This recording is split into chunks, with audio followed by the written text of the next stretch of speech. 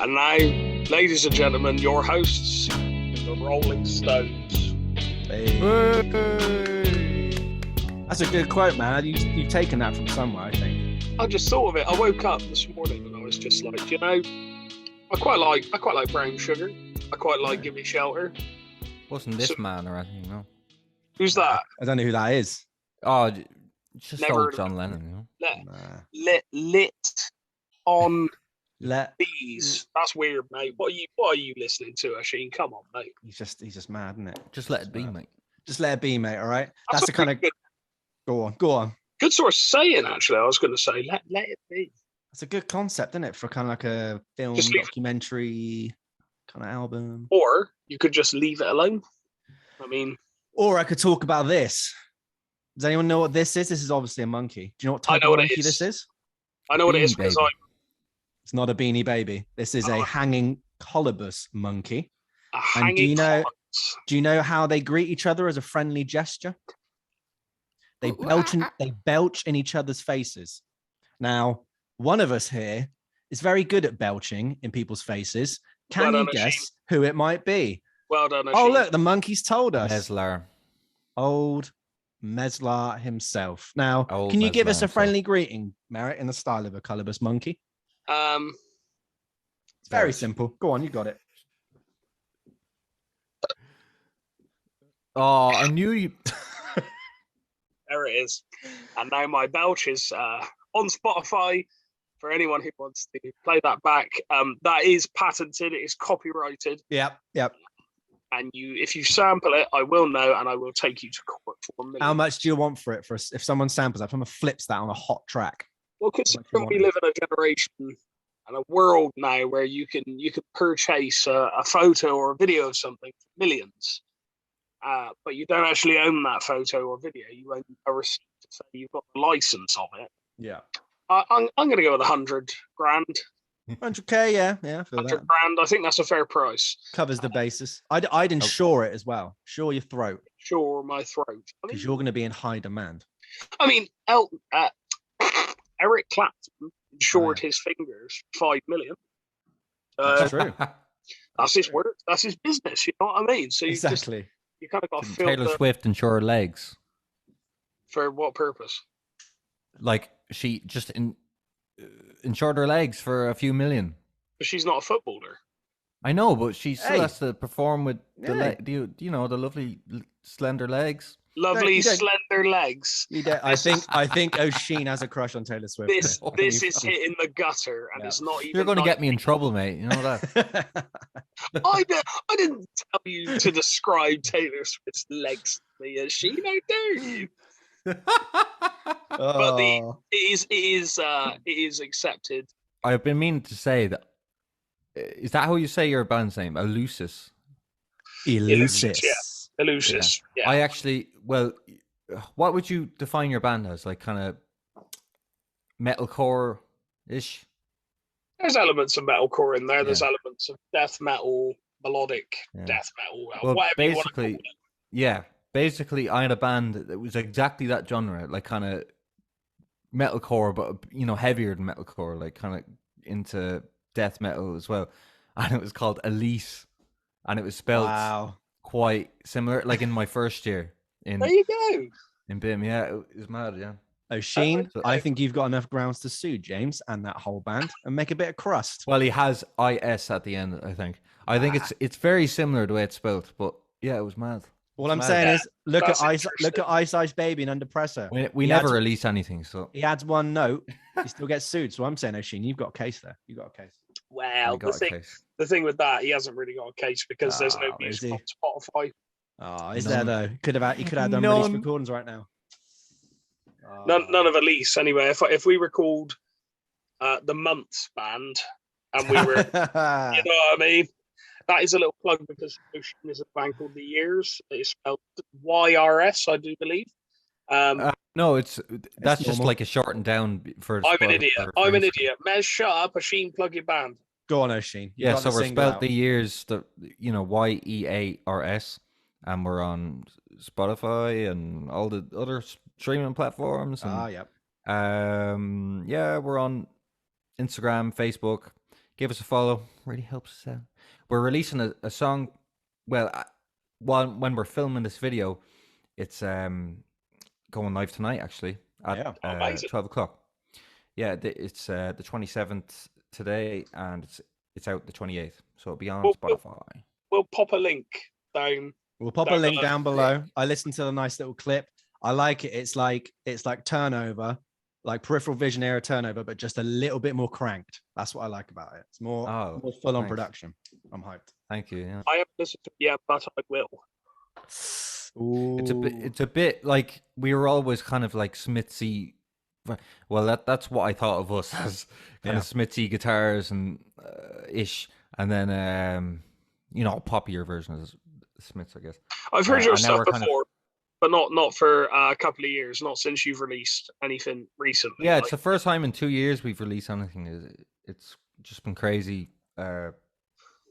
With COVID and everything. Obviously, I'm not the only one in that boat, but yeah, we've been like I do everything. Like I record and mix and write and whatever. It takes me a long. Like I'm pretty unexperienced when it comes to producing and mixing. Takes literally recording all the stuff takes a day or two. Then it takes me bloody months to mix, man. It's head wrecking. It's terrible. It's manic, isn't it? Yeah. I kind of feel sorry from the other lads because they're just waiting around all the time. I guess Mez is that like you have one really hard day of recording and then you're just waiting around. It's like, oh yeah, I'm just waiting for that bloody mixing engineer to get back to me with the mix. And we're doing the hardest shit ever, rocket science and audio, and you're like, I just want it. I don't care. it kind of is like that. We opted to so we used a recording studio for drums because, as I'm sure both of you gentlemen will agree with me, when it comes to drums, there's a very specific practice that has to take place. You can't just do it at your house. Mm-hmm. You can't just do it with like a really simple interface. It's so much better if the drums done properly and then everything else, because our singer, guy called Josh, he studied at I think it was DBS actually, production and stuff like that, and he's been in bands, loads of metal bands before, so he's experienced with it, and he's got a really cool setup and interface thing at his house. So he also built an ISO box. Really, really cool. He borrowed a cab off of a friend of his who took our first promo shots, actually. Ali, his name is. Takes amazing photos. Really recommend it. And it's a Zilla cab, and it sounds amazing. Really, really cool. Sick. Me and my other guitarist, we put together. Well, we basically just took our amps over there, and we. Are you able to see that? I can see it peeking. Below. A little peeker. Yeah, I can see that. That's all you need, mate. Well, a little line 6. Spider 3. Yeah, with line 6, Spider 3. If you know, you know. Do you know? Yeah. Just sorry, I'm getting nerdy, but I don't care. Rasheen's here, and I will get nerdy. It's my podcast. My face is on the mug. So That's true. That is true. Along that. with the new merch that's been updated, to get yourself down to the Etsy store. We have nice updated merch, and when it arrives, little sample batch, I'm gonna give it to Mez and see his little face light up. That's gonna be the best. The best. Good at that shameless plugging, lad. Nice Gotta be done. Patreon, YouTube, Instagram, Twitter. Probably have a LinkedIn next week. Who knows? You've got to haul yourself out. All right, you have to. And when we get the LinkedIn, our CV will be enormous. So you've just got to make sure of these. Anyway, sorry, just quickly. Line 6 amps, nowhere near as bad as people think they are. They just don't use them. Anyway, my point was going to be, it kind of does get long, but our plan was we got these 4 days. My other guitarist, Cameron, he's going to do the first 2 days because the second day I was gigging. And then I'll do the Sunday and the Monday, which the man in the funky shirt you're looking at dropped me off at 4:30 in the morning at my singer's house. I let myself in. That's a good friend for you there now. Cheers. Oh, yeah, good lad. For free as well, for free. Let's remind everyone. I'm so gracious. I didn't ask for any money, all right, everybody. I'm so kind. Yeah, well, he does get paid petrol for gigs, so I'm not Father figure. There you go, see? There you go. Now he's got 3 dads. He's got 3 dads now. I have now. But so yeah, that's what I've done. Just for the listeners, we are, I think, planning on releasing it around March, April time, and I will not be quiet about it. So prepare yourselves, because I will be talking about some nonsense. So if you haven't clocked in, you're watching it on your video. What's behind Oisin? A nice Letter B box set that he discussed in full from the last episode. Did. We're talking about the Get Back documentary that came out. I think it was in November last year. Is that correct, Oisin? November-ish? Yes, I believe so.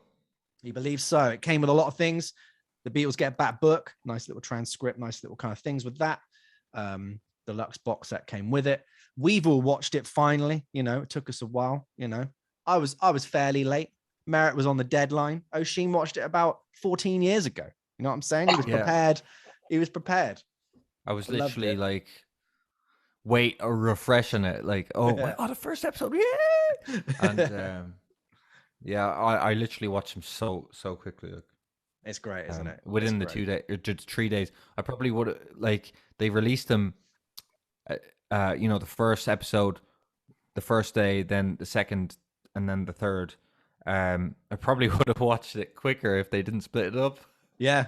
That's how much of a nerd I would have just got a 6-hour segment just gone in there. So we can all agree, right? I think it's fantastic. I think we're all on the outset of just like, this is a brilliant film. I think it does everything justice and it feels very complete. I felt very, very satisfied and complete after watching it. I was like, wouldn't have made anything different or wrong. But you know, we want to pick stuff apart. I want to pick stuff apart and get these two lads to pick stuff apart with me. You know, so you've got a little structure going on. So what I'm going to say is throw out some questions. So what was I expecting going into this film? Now I'm going to throw it out to Mez. Mez, what were you expecting going into this Get Back film? Honestly, I didn't know what to expect because it's a band that is surrounded, it seems, by a lot of like almost lore at this point. You ever heard that term before? Lore? Oh yeah, folklore, short for folklore. Yeah, it's like surrounded only for like by... Star Wars and yeah, Lord of the Rings. yeah, that absolute nerds. That sort of thing. Mate. Skyrim and Lord of the Rings. Oh, I didn't expect. Come on, you can do this. Even though we're interrupting you, we're professionals now. Come on. I didn't expect to see as much of. Sorry, are we saying what did I expect to see or what didn't I? Yes. So what were you expecting? I'm going to get my best voice. What were you expecting going into the Get Back documentary, James Merritt? What were you expecting? I was expecting, in all honesty, a quite sterile version of 4 talented musicians who had enough of each other and were arguing consistently and starting to hate each other because we all know how the story goes. We all know how the story ends. That was what I was expecting. I was expecting 6 long hours of snipey little comments followed by, should we do this number then? Yeah, okay, Glenn. You know what I mean? Yeah, that was what I was expecting to some degree, you know. Yeah, I other than that, I didn't really know what to expect. I am a Beatles fan. I'm certainly not as big a Beatles fan as you two guys. I love the Beatles, but it was an interesting insight into a band that I love. And yeah, so I didn't really know what to expect. But if I had to put my money on anything, it would be 4 people in a hot room who have had enough of one another, are just having a go at any given opportunity. Because that was the impression I got. And I agree. I think to echo your sentiment, that was exactly what I was thinking going into it. Very sterile, very just like animosity floating around, a lot of more confrontations and just kind of the music was secondary to all the drama. But I also thought, okay, it's Peter Jackson directing it or compiling it from like 80 hours of footage, something crazy like that. 150. 150. So I'm almost 50% 150. off there. So, man, I do check my facts, everybody. Don't worry about it. I'm just trying to tickle. But I thought there'd be some sort of Disney-esque thing that would kind of sheen over the top. I knew that there was going to be some sort of like like Phil Spector putting all the kind of strings on it, where it's very lush and cheesy. I thought there was going to be something like that was amended that would twist the narrative somehow, because my knowledge was that it was so bad and terrible and horrible. And it kind of started on the White Album where, you know, Ringo was leaving and they started doing separate songs and separate studio bits. I thought, okay, it's like that. And just look at the shambles kind of go, you know, books like Revolution in the Head, the way they paint out those sessions, not good. So that's what I was expecting. Oisin, what were you expecting going into this? Yeah, well,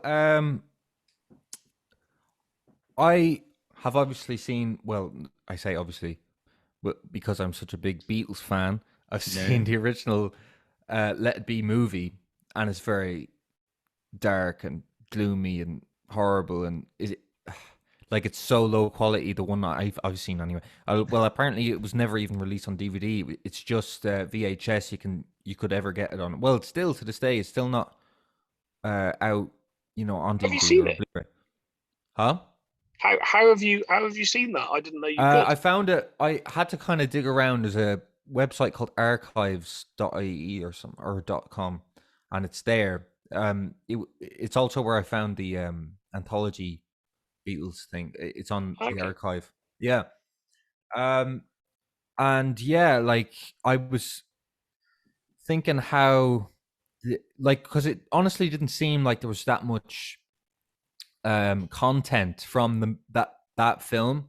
Like it's literally we still have the 3 acts in that film, and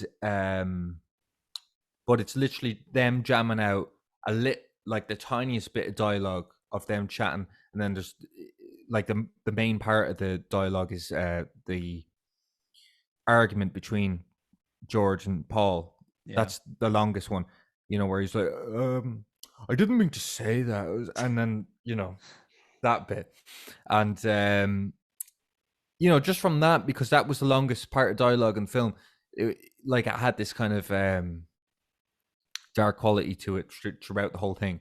There's actually 55 hours of, I was just showing the back of the book here, so it's 55 hours of restored footage, but they had 120 hours of original sound recording. So, you know, that's why in this film you have bits where the dialogue doesn't 100% match the visual, because they've obviously gotten they say it in the intro of each episode. I think they're like a little disclaimer to they don't want to upset us nerds. Oh, don't you worry. I got some bits on that. I was expecting like a more, and then obviously I heard rumors about Peter Jackson actually years ago about this project, that he was doing this, and he was saying that, oh yeah, it was actually like a real happy experience, and I was thinking, oh really? Wow. Because even though everyone was there, and no doubt that we know now it was a good time and everyone's laughing through the whole thing, like even in the anthology, you know, they were thinking back, and it was such a bad time, man, such a bad time. And they literally tell, if you aren't familiar with the anthology series, it came out in the mid-90s, and it's I believe it's 8 or 9, I think it's 9 or 10 episodes, and each episode goes into like an album and a bit of the making of the album. I thought there'd be more about the making of each album, but like the kind of what is going around, you know, the band at the time, you know, like them touring and they're going to America the first time, and then throughout the whole career. But they literally tell the whole thing in an hour, and I was kind of thinking, how are they going to? And then I heard it's 8 hours, and I was like, okay, so how is this going to translate? Like, how is 1 hour going to be made into 8 hours? Yeah. Do you know? I was thinking, oh wow, there's going to be so much filler and like unnecessary stuff, because as we know, Peter Jackson, he made Lord of the Rings, directed Lord of the Rings, and he did special editions on the director's cuts, and they're like 4 hours long, you know, 4.5 hours long. Yeah. So like he loves doing that, you know. Yeah. It's So I like was expecting like a lot of filler stuff, but yeah, well, that's it. I'll save what I did find out for now. But we will. But yeah, like Peter Jackson would be the person if they wanted to pad it out and make it so fillery. he's the dude. Yeah. He would be the dude to do it. So I guess I can see where the concern is. James, Mez, you've got a nice relaxed stance there. I like that. Because he's ready to Point dive up in like that, and you'll be like that. He's ready to dive in. You know what? The other 2 points, before the show, we had a little briefing about, guys, I want to structure it like this. I don't even think we need to go into the other 2 points, but what I knew going into it. We all know, we're Beatles nerds through and through. What I didn't know going into it, I didn't know George Harrison had size 8 shoes, right? Now I do.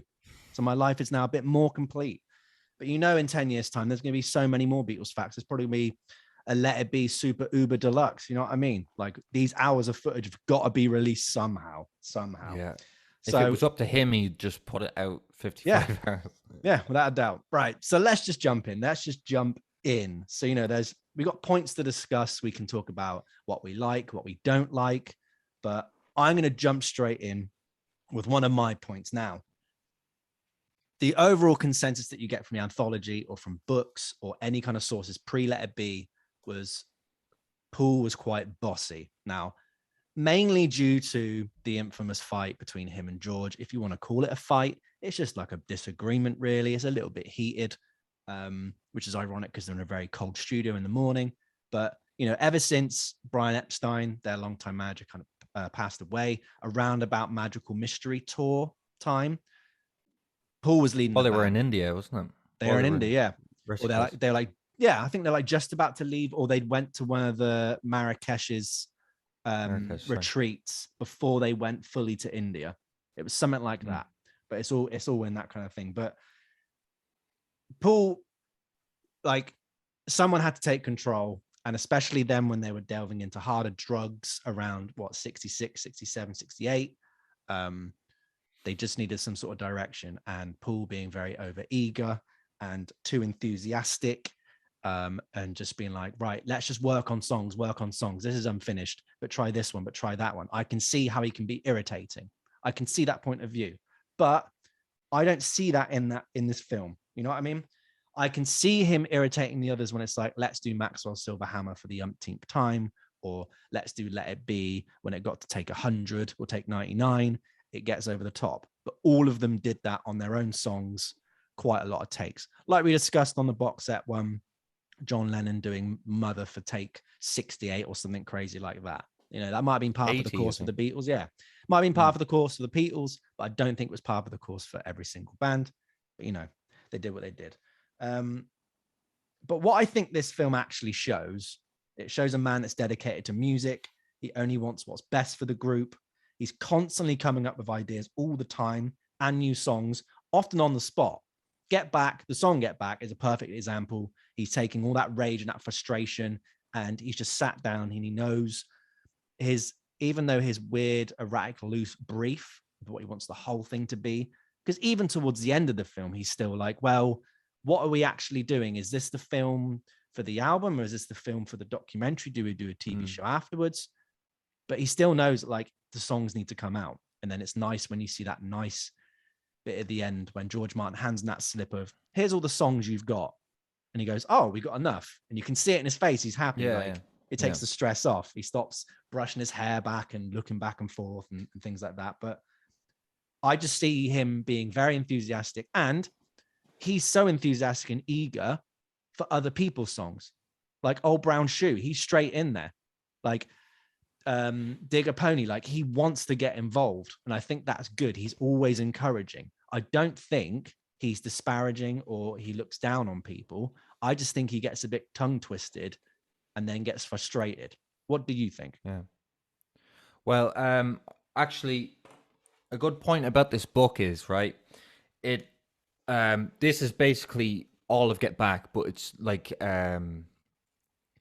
it's every word documented.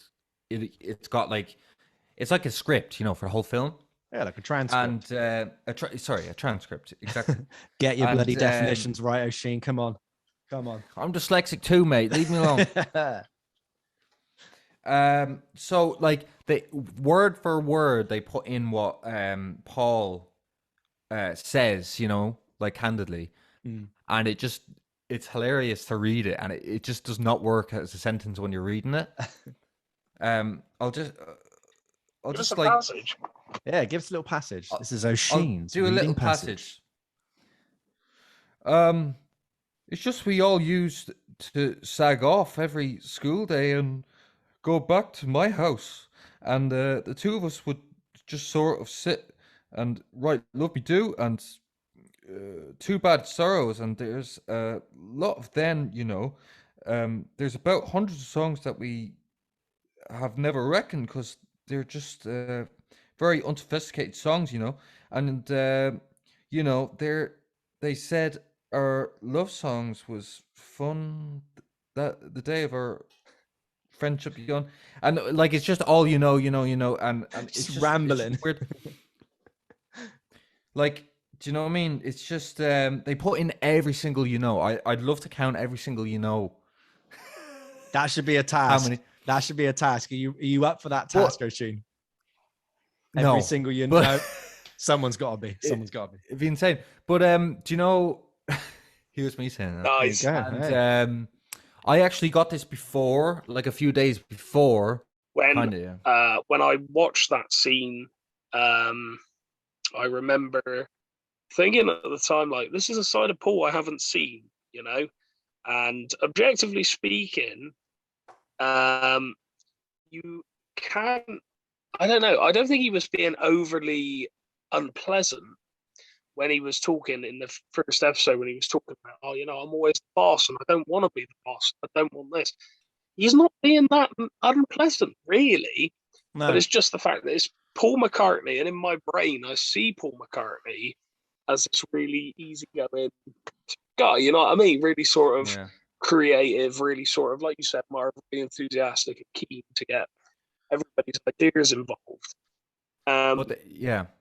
Absolutely. That's a thing that I was surprised about, actually. Just back to what we were expecting. I was expecting to see more of a joint effort, because it's all, when you think of the Beatles, it's like Lennon and McCartney. And I was kind of thinking, we'd see a lot more of Lennon holding the reins. But I was really surprised by that it was like literally Paul was kind of the ringleader, and Lennon was just like nodding to Paul. Oh yeah, that's great. That's great. He was like his deputy, wasn't he? Really less. Yeah, but he's kind of. I think he's obviously feeling guilty that it's not the two of them calling the shots all the time, and it's always been like that. And obviously, we know John is he started the band. He evolved from the Quarrymen to the Beatles. And he was always the leader of the band, and now he was kind of, he was telling him what to do, and he was feeling guilty, obviously, because of that. I think that's what that was. And even in the film itself, when they have that secret conversation, they have the conversation in the cafe. I think Paul still goes, "John, you're the leader. Like, you're the leader." Yeah. So there's even still that dynamic of, Lennon knows that and still has that power, but doesn't have to do anything. But an interesting thing that I'd seen, so in part 3, or even actually no, halfway through the film, you can see Paul kind of relenting slightly. Like, I feel like he doesn't read the room up until about halfway through the month of like all the sessions. He's just got blinders on. It's kind of like what I do sometimes with Mez. Like, writing. I'm not reading the room. I'm just going for it. Let's do this. Let's do that. Come on, guys. Let's keep going. Oh, I've got this idea. Like, it's just ping ponging everywhere. But you can see that he kind of just takes a back seat and just knows that he kind of has to go with the vibe of what the room is. At this point, halfway, Billy Preston's there, which is definitely diffuse the situation. Everyone's, on Big their time. Best behavior. Big and time. You can see Paul McCartney just going, okay, if we're going to jam relentlessly for a couple of hours, fuck it. That's what I'll do. I'll just, I'll play drums. I'll mess around. Yeah. He knows that he just has to let it take its course. And I think that was the right decision for him to do. It seemed cathartic at that point, because I think he would have got too stressed. Yeah, I agree. And it's, I think the other factor, which I think is more of an obvious thing, is probably why you didn't say it, Marv, is obviously George Harrison pretty much just quit, didn't he? He was like, I've had enough of this, and I'm not coming back. And obviously, they had to have another meeting after John Paul spoke, and eventually George left that second meeting feeling happier. So I think there was a level of McCartney where he was like, okay, I need to hold back a bit here. Then I need to less, maybe not be as Paul McCartney as I am, and obviously Harrison's got songs on Let It Be, I Me Mine, Watch Tune, and stuff like that. But it's I think that also fed into that sort of influenced him. But I agree with Oisin as well. Actually, John Lennon, not only does he seem to be the most hilarious man on earth, funny guy. I was crying at points, absolutely cracking up. Yeah, it's hilarious. He did really seem to take a back seat, and he did really seem to sort of sit there and he was happy to just chill, and it's not the John Lennon that was in my mind. I had same as what you were saying, Oisin. I had the very sort of headstrong, controversial individual. Things are going to be like this, and that's it. He said something in that private conversation Marv spoke about how he's talking about bringing ideas into the studio, and he was saying about how if he brings 7 ideas in, and 6 of them he's not really fussed about, but one of them, like Paul takes and runs with, he feels like that's not his idea anymore, and he doesn't like where he's taken it, but he doesn't really feel as though he can say anything about it because Paul's making progress on it, and he's making it happen. So I think there's 2 levels of it, because I think it's unfair, because in one breath, Paul McCartney's probably sat there at that point looking around going, okay, we have like less than 2 weeks here to get all this done, and we need to get it done, and no one else is doing anything. So I need to structure this. Like you said, when Brian Epstein went as well, it probably just fed into this thing of Paul just going, okay, I'm going to take over here. I'm going to make sure he does that, and he does that. And we're going to make sure it all gets, finished within a deadline. But I think, absolutely, is his taking a back seat, I think, definitely was detrimental to the comfort of everyone. Obviously, Billy Preston coming in. What a great guy. What a great player, Billy Preston. Every time he played something, it was the best thing ever. It was amazing, yeah. It was so good. Yeah, it was amazing. And he just seemed to have such a sense of humor about him, and amazing player. Like you said, every time he sat behind that road, it was like magic's about to happen. So good. It was really cool, and the Rhodes has got an amazing sound, and he just knows exactly what he's doing with it, but no, and on top of that, just one little side note, she's going to get a mention somewhere, because of course she already knows where I'm going with this. I expected a lot more flack and dislike towards Yoko. The beginning of episode 2, where Paul's just like, I don't think it's anyone's place to tell them whether they can be near each other or not. It's not my place, certainly. I was just like, whoa, this is not what I had in my head at all. Geez, because he does. And I think Ringo agrees with him. He's just like, it's not mine either.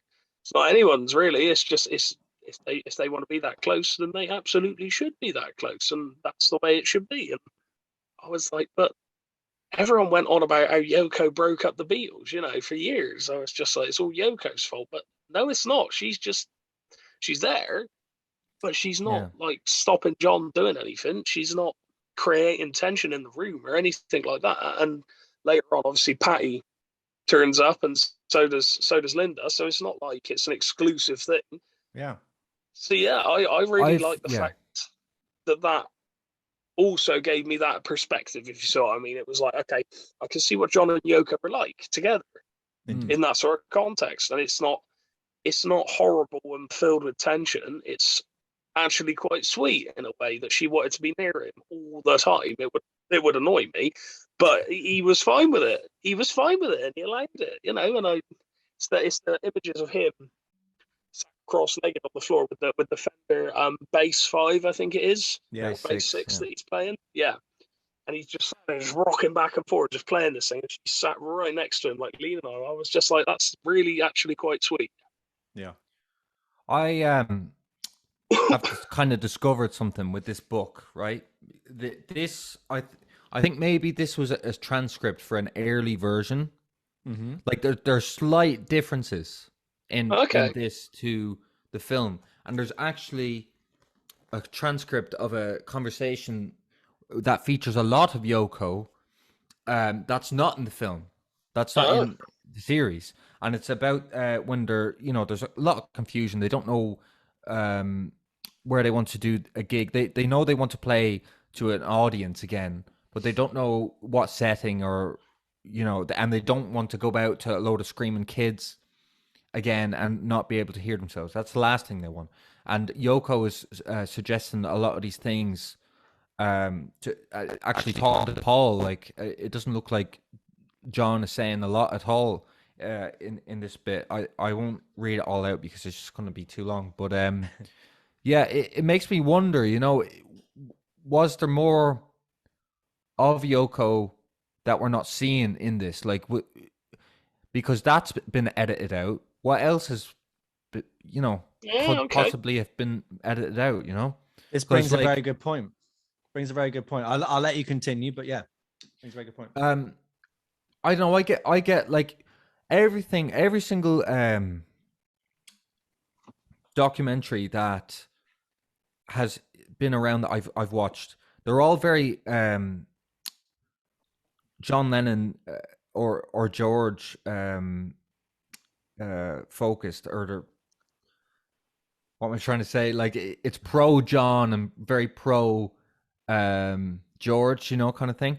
Mm-hmm, and it's all John or Paul. You may just do Maxwell Silverhammer loads of times, and I got that in the anthology a lot.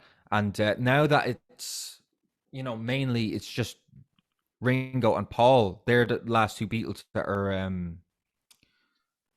verifying or saying, yeah, that's okay to put out. It does make me wonder, if John was still alive, would he have let Yoko be more in it? Do you know, like, I think the answer is yes. I think from what I can remember from books, again, I use Revolution in the Head a lot, and I remember this period from that book. I think that they had a car crash up near Scotland, Lennon and Yoko. Yeah. They had a bed installed there. So they used to be in bed together underneath the covers, while people are still there doing whatever you do in the 60s, baby. And Yoko apparently had a microphone over her, so she would ask demands like if she wanted food and water and stuff like that. There's the infamous thing about the chocolate digestive on George's amp or something, and Yoko took one, and then there was like argument there, like little petty things. But then, that gets brought up in the film, doesn't it? When Paul, he's like, I can see it now, the Beatles broke up because Yoko sat on an amp. Like, it's weirdly like prophetic, like how the Simpsons just predict the future. So I think it's a huge misconception. I agree completely that there's things here.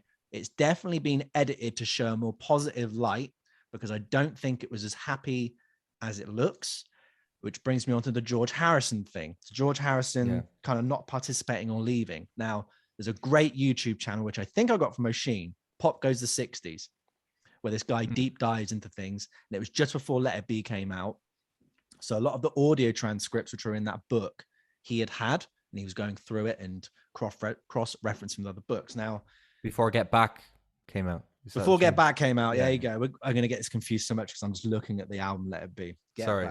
It's all right. But, I feel for George and the whole thing, he's nearing his full creative peak in terms of songwriting, being confident enough with his songs to share them and work on them with the other Beatles. Like, he's still got to operate under the weight of Lennon and McCartney, and that must be terrifying, because it's like you could just guarantee them for songs. Like, George doesn't need to be writing songs and contributing to them.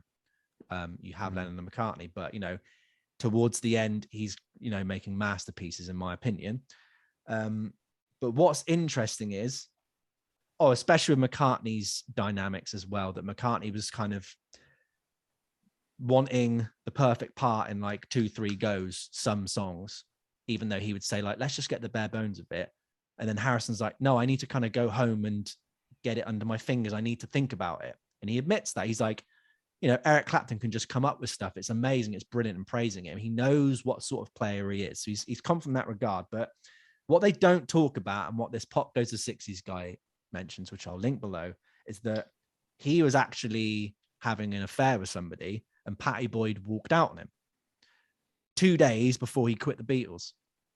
And to me, that's a major, major contribution to why he quit. The film, in my opinion, makes you to believe that he can't get on with Paul. He's feeling a bit creatively restrained.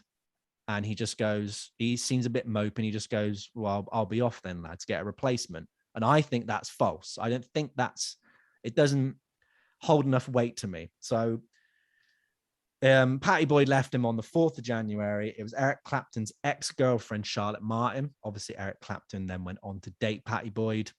Yeah, there was that whole love triangle. Because Charlotte Martin was staying with the Harrisons when they'd just broken up, and then George got a bit more acquainted than he should have, so Patty Boyd left him. And I know there's a couple of other instances that I'll go through about how much of this is true to life, how much of it do you want it to be true to life. This is a film, it's, it has to have some sort of storyline to it. But like, what's your thoughts on the whole George Harrison leaving thing when now there's more to it than what's depicted? Like, I see it, you can see it from both points, right? Both sides. Like, imagine you're Paul, right? And you've come up with this concept for a TV show. You're doing this TV show, you're writing, and then you have this guy coming in. Oh, yeah, I think we should forget the idea of this show. I don't want to go abroad to play anything. I don't want to do this. And then there's a bit where it's gonna Don't Let Me Down. Paul is trying to get him to do this harmony. For the first time in my life, don't you know it's gonna last? Don't you know it's gonna last? And George is like, if you had a tape recorder in here now, you'd throw that out straight away. Like, that's rub, and he really does have this negativity. Like, everyone, like, John and Paul are just bouncing off each other. Yeah. And George is like, I don't like that. I don't like that. I don't like that. And Paul never gets as negative as George does. So I think the person that should be the most annoyed or whatever is George, really. I think he's the saddest. Yeah, but like, if I was Paul and all I get is negativity from this guy, of course you're going to say something. Yeah. But then, like, he was quite, like, you can see Paul getting fed up with him when there's that segment, like you were saying, I'd like to go home and work on the song. Like, I'm not like Eric, he can just pick up something straight away, and I'd really like to do that. And Paul is just kind of taking the mick out of him a bit. He's like, oh, that's jazz, man. That's, that's jazz. And then he's like Piggy in the middle, and then John is saying something. He's over at the piano at this stage, and they're both kind of like, "Oh, what do you want to play jazz for?" What, and then they're playing. I think it's Two of Us, isn't it? And they're like, you think about the time, and it's the start of 1969, and there's Eric Clapton obviously around playing blistering solos. There's Jimi Hendrix exploding in London, and he's obviously trying to find himself as a guitar player. He's certainly a lost guitar player, and he's there with the wah, and he's kind of trying to go, and Paul is like, what the hell are you doing? It's too complicated. And then he's like, it's not complicated. And then it's nearly to the point where anything he played at all, it wasn't good enough, And I've certainly been in that position, so I can see George's perspective as well, because he's there like, if I make a sound at all, I'm going to get given out to, kind of thing. Like, what? Yeah, the tension, like, it was so much worse than I expected. Actually, it was way more gloomy than I expected. Yeah, which I think I really think that is, I mean, especially for the first half of the film, I think that perpetrates all the way through.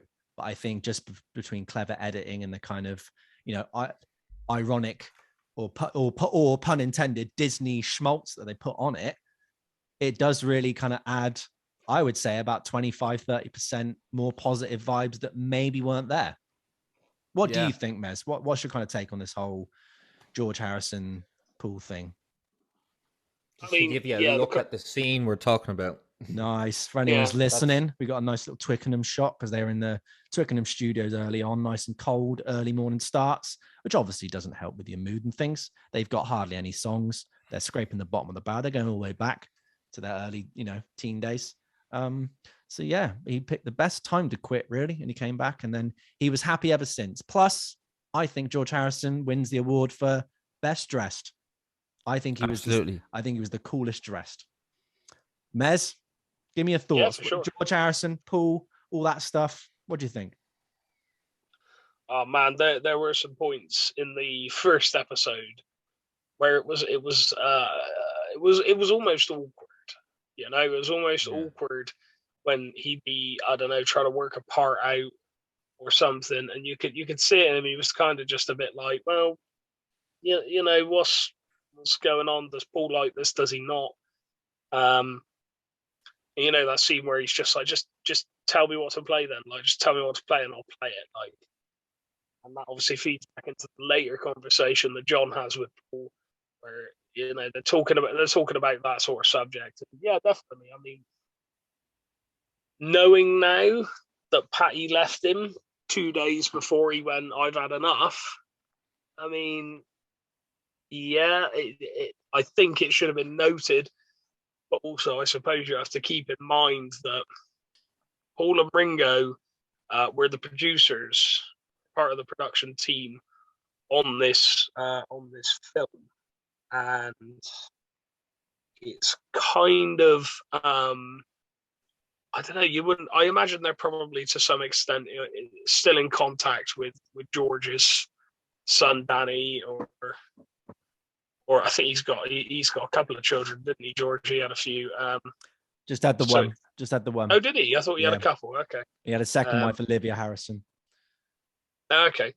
So it's kind of like I would assume Danny's still in contact with Paul, and you wouldn't want to paint his dad in a bad light. Do you know what I mean? You wouldn't want him to be like, well, he cheated on her, so he got in a bad mood because she left, and then he decided to leave. But obviously, it's a combination of things rather than just Paul basically, being a bit, not lording it over, but sort of, that it seems it's a bit more than George's perception of Paul being this way. It seems like it's a natural build-up. I mean, Oisin, you made a great point just then about Hendrix exploding in London exactly at the same time. He's in Clapton, where he was at that point as well. It's like, and he's like best friends with him at this point. Yeah. And it's kind of like, there's another level of finding your place and knowing who you are. Because I mean, even if you're a Beatle, I imagine there's still a level of self-doubt in there somewhere. Oh, they were all self-conscious. You could see. I mean, Ringo maybe not so much, but there were humans in the whirlwind that was the Beatles, and like back to the anthology, they're just like, you're in the eye of the storm and you just got to keep on going. The only solace they ever had when on these touring years was when all four of them in the bathroom, they just locked themselves in the bathroom and that was it. Apart from that, it was complete chaos. But you make a good point, Merritt, that George isn't here to defend himself or to correct anything, so that has to be respected.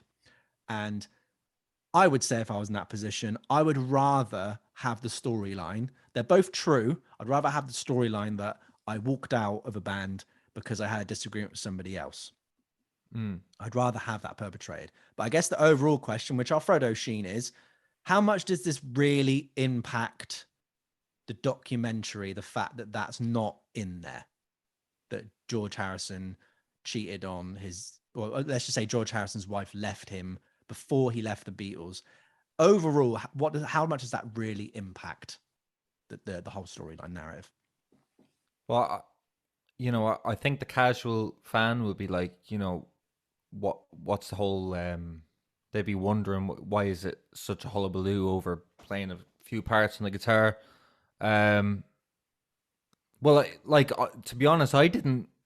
I think I may have watched that video Pop Goes 60s ages ago, but I actually forgot that point. Yeah, that Patty did leave him.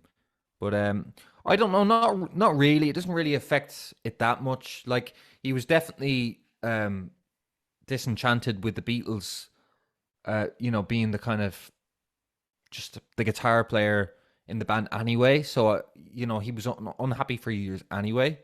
Yeah. So I think something might have happened like that, regardless. Like if he was still with her, you know. Yeah, I agree. And there's a really thought. interesting bit of the kind of near the end where he's talking to John. I think Paul's in a meeting or something, and he's saying like it'd be really cool if, like, you know, all these songs that instead of bringing them in that have been around for ages, that if I just did one on my own. And he's like, we could do it with the Beatles as well. You know, that'd be good. And then John's like, well, yeah, and then we could all do one together. So the only band that have done this is Kiss, with varying degrees of success, where they all released a solo album while being in a group. But the Beatles, it's weird to think the Beatles came up with that concept, and to think all of their first albums that came out, McCartney 1, All Things Must Pass, John Lennon, Yoko Ono Band, and I think Ringo's just called Ringo, which is great. Can you imagine that coming out with, say, Abbey Road? Like, phenomenal. That would be the even bigger great ending. I think that would elevate them to just even more superstar gods. Can you even conceive that? Yeah, I really like that bit. Yeah, definitely, and it's always important to have these little bits of context and be able to see the whole thing of like, well, what if this had happened? You know, having a hindsight factor is definitely something that plays into this, you know, especially with a lot of the things that are said. And obviously, when you're in the heat of the moment with certain things, perhaps there's some sort of angle where, because Ringo doesn't seem to say much at all throughout the entire thing, like very, very little. So perhaps I was surprised by that. Yeah, he in fact, he looked quite sullied and done throughout a lot of it.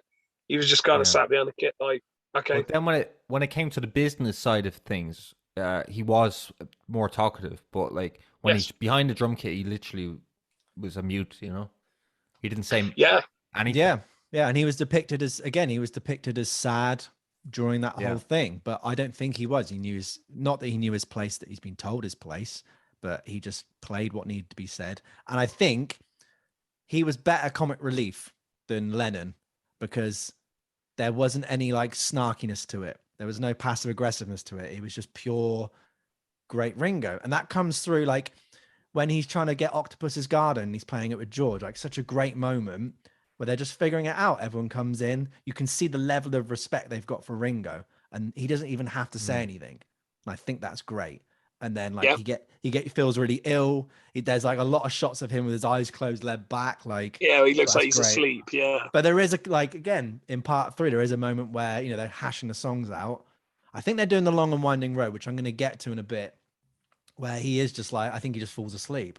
He's just kind of just chilling because maybe he can feel the tension. I don't know. But and Paul kind of goes, he says some sort of comment about the drums being quiet in this bit or something like that. I laughed at that. Instantly he goes a bit sad and sully. You don't see him for a few minutes when they're jamming, and he suddenly cuts coming back. Yeah, interesting. Yeah, it is interesting, and it's like I said. I think we mentioned it on the last one. It for me, it was strange to watch John Lennon, in particular, because at this point he's this mythical creature. You know, he's almost this legendary like animal that no one sees. It's very, very rare. And then all of a sudden he's just in front of you, just smoking a cigarette, drinking a cup of tea. Like, you know what I mean? He's just being John Lennon. That's partly because he's, you know, he died so young in 1980, you know? And there's so much, like there's so many interviews with Paul McCartney in the last few years. So it's kind of like the mystery of him is, you know, he's not as mythical as John now, do you know? Yeah. And then George has kind of got that status to him as well. You know, you Yeah. kind of wonder what he was really like.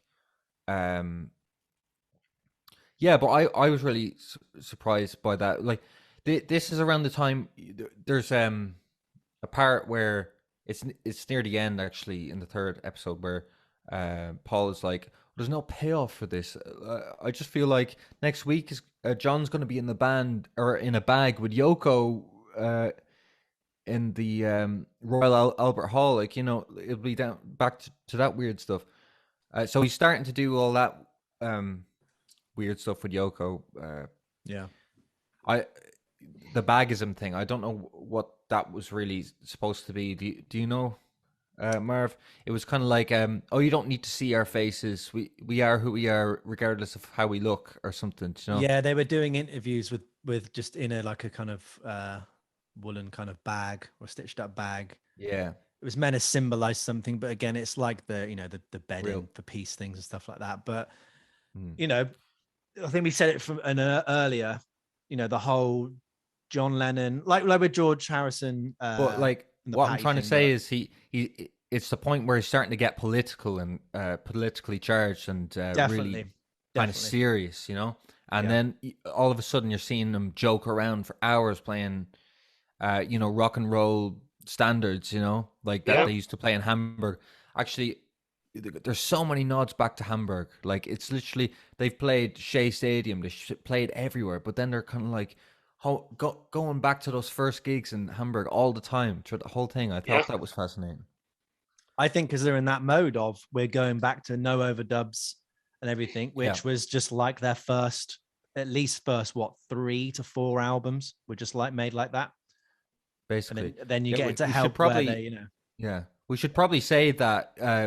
Yeah, that's what they aim to do at the beginning, to make literally a bare bones them in the room, just writing a song in front of the camera and then performing it live to an audience, like all the songs, and that would be the album. Like, it'd be a live album, but like, you know, a live studio album, which is kind of what we got anyway, because a lot of the, well, I think it's 3 songs from the Rooftop ended up on Let It Be.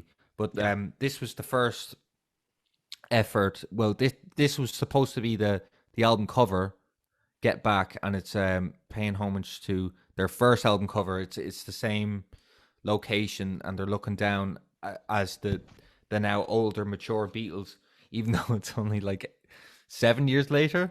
Yeah.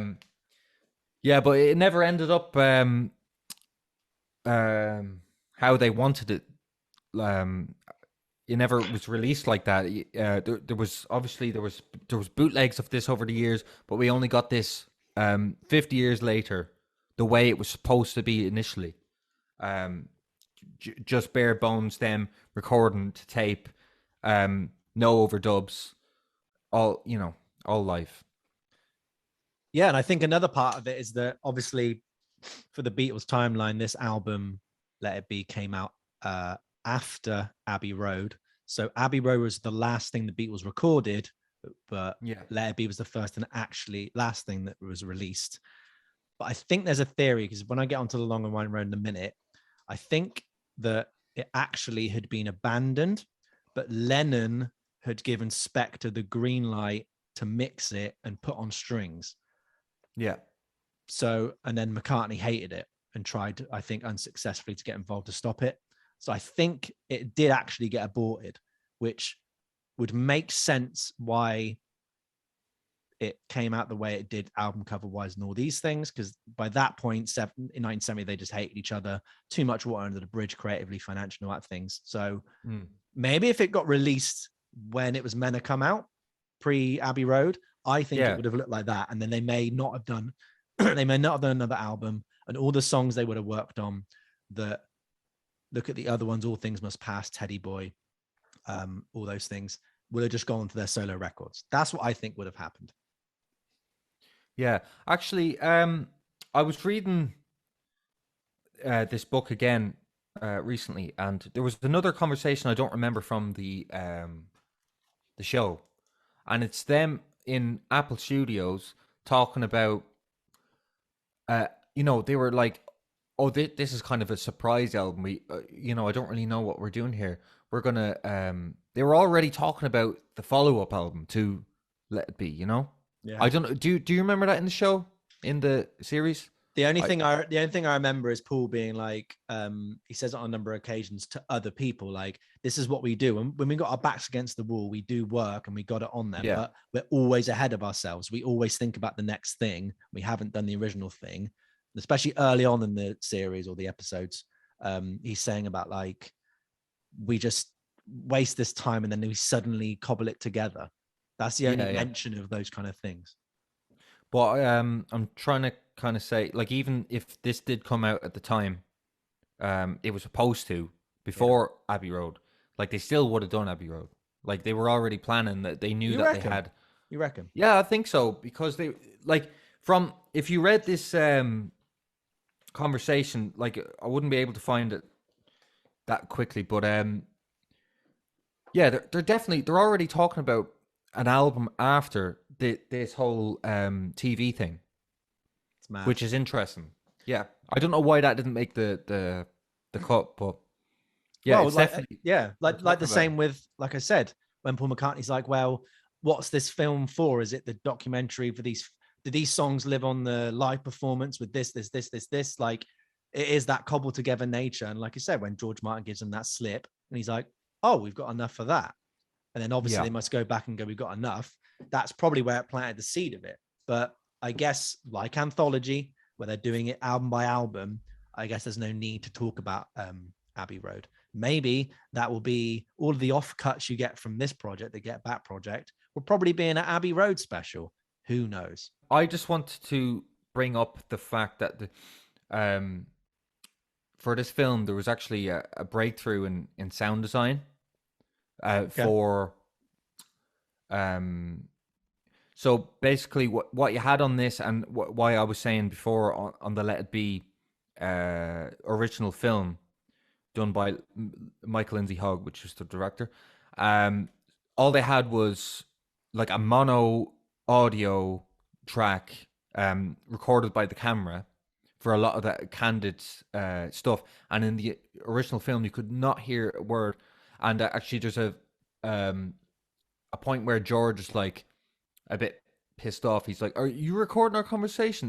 They're saying, "Speak up, we can't hear you." And it's like, "Oh, we don't want you to hear us," And I was kind of thinking, "Oh, what are they noodling for? They're all noodling while they're playing. Like, why is that?" And they were actually supposedly doing that on purpose, so the candid cameras couldn't hear what they were saying. And it worked, because you can't hear them. But Peter Jackson, it was kind of a blessing that in some ways that this was pushed back, because he said it gave them time to perfect this new software that can, like, this was impossible. I thought this was impossible. I didn't think this would ever happen.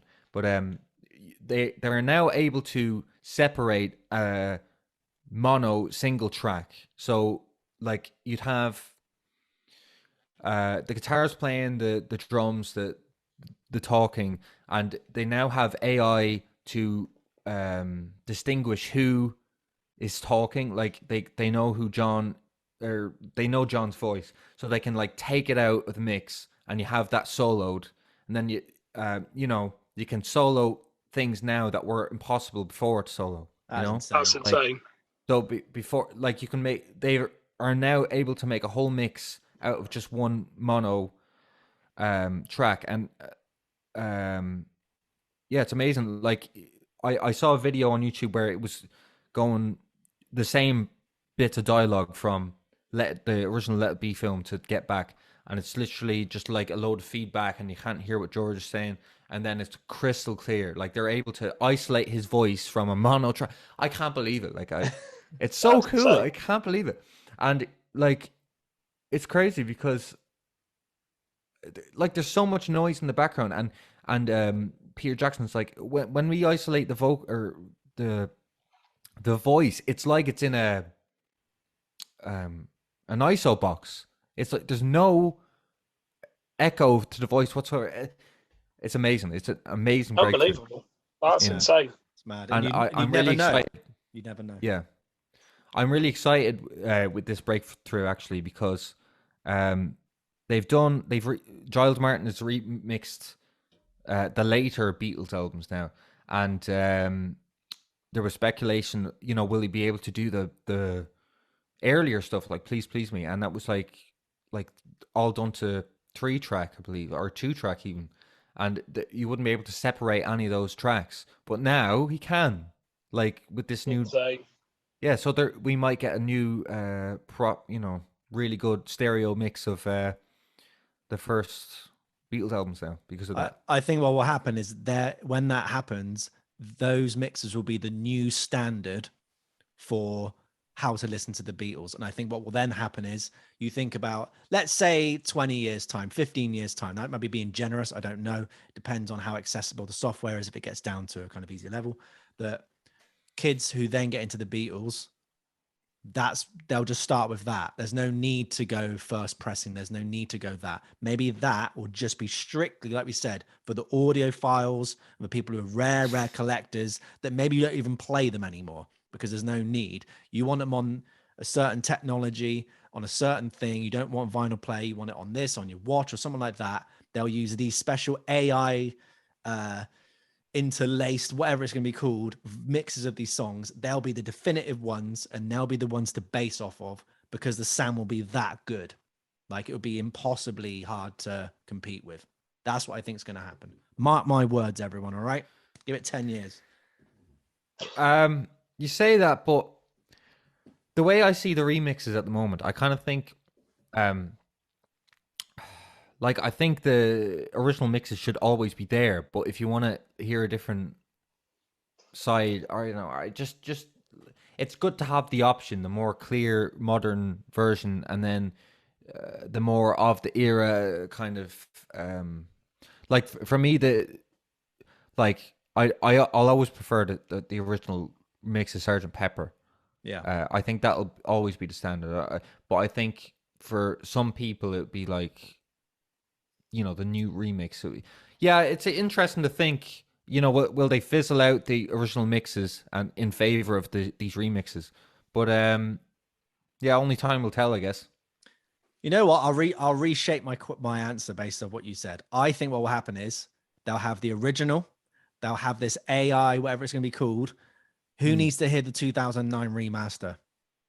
What purpose will that have if you've got a really good, superior modern version and the original? There's no need for 2011 and a half, 0.5 Dolby, but kind of MTX mix that you can hear on the left side of your Ford Focus.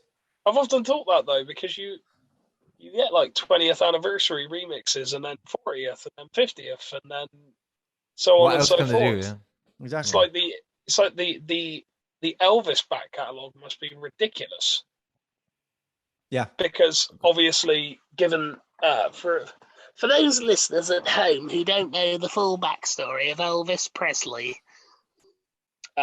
he obviously, with all that stuff from that management company, that label, they had somehow copyrighted everything, meaning that anybody else who managed him couldn't get any money out of his live performances even.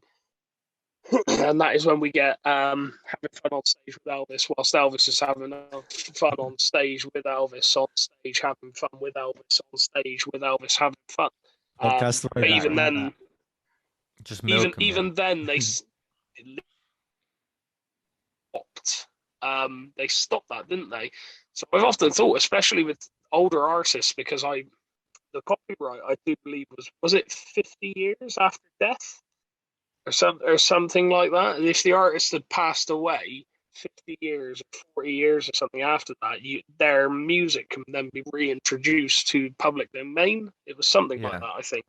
I think in some areas. Yeah. That's why classical music was always used on ads.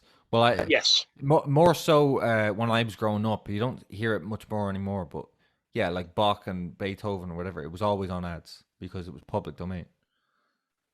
But I just kind of thought it'd be a strange thing. But on top of that, I do believe they recently changed it to lengthen it just before Elvis had passed that milestone, which it made me think like, you're not quite done making money out of Elvis, are you? I think he's made more money now he's been dead than he was alive. I think that's a common thing. Yeah, and he was like still. Same with Nirvana. Yeah. Same with Queen. Here we go. No. We're talking about Get Back, Martin. And same with the Beatles. Do you think they'd be as well? Yeah, of course they would. But do you think the deaths of John Lennon and George Harrison add to the sort of Leviathan prolific sort of thing they have? I wish the answer was no, but it kind of does mystify it a bit, doesn't it? It makes it more legendary, you know? But obviously, if they were still together, maybe we'd get a lot more music. If John Lennon, you know, like we didn't get, he died so much earlier than than George. Like George, he actually didn't have that much of a back catalogue. We might have gotten one or two more albums out of him, but John, we certainly would have gotten loads and loads. Yeah. But yeah, it definitely does. It's a thing with artists. Apparently, in the art world, the paintings inevitably go up in price after the artist has died off. Yeah. So I think it's the same with music, with the artists and music, you know. And I agree with you. And to add on to your point, it's definitely yes, because they don't have a chance to mess up their legacy and to mess up and be like, I like the Beatles in this period, but their 80s is terrible. Their 90s was terrible. Black Sabbath, prime example. Absolutely. Just not the same band in the 80s and 90s. Yeah, not the same. The inevitable decline. Yeah. And again, to be outdated and to try and reinvent yourself, which a lot of bands can do. Led Zeppelin, again, they didn't get into the 80s full swing. You had In Through the Outdoor, which was definitely polarizing. It's my least favorite Zeppelin album. But they just couldn't do that change. You know, they tried Anthology. They came out with Free as a Bird. And there's another song, Real Love, that was from the tapes of John Lennon's home demos. Okay, that's what the Beatles would sound like in the 90s. Fine. Didn't fit in. They weren't in good favor in the 90s, I must admit. You know, the Beatles weren't cool. Same as Fleetwood Mac, weren't cool to like them. Now they're just in legacy act. So I think, yes, definitely. They hadn't had a chance to mess things up, because the nice positive outcome is that if they're all still alive, in 75, 76, I think McCartney and Lennon jammed. There would have been a chance of them getting back together, and then they would have made music then. But the worst side would have been is that they would have done something after Abbey Road. It would have been terrible. And like with the Magical Mystery Tour film that came out in black and white on the TV, and everyone was like, this is terrible, not how it's meant to be viewed. They probably would do something like that. There'd be more glitches. They get more humanized. Because that's another thing, like Oisin said. John Lennon and George Harrison would have been more humanized. And especially now with social media, how you interact with people, and Paul McCartney being mistaken for a new artist when he was on that Kanye West 4 5 Second song. Hilarious. The mystique would have gone. You know, George Harrison, I think the closest he got to that was he did that web interview in about 2000 talking about the chord on Hard Day's Night. Now, to me, that's funny that George Harrison was around when web chats and things were evolving. So it just makes you think. And then you see Paul McCartney on an Instagram live with Josh Homme. You're like, this is weird. This is strange. Yeah. You know what I mean? Yeah. It is odd.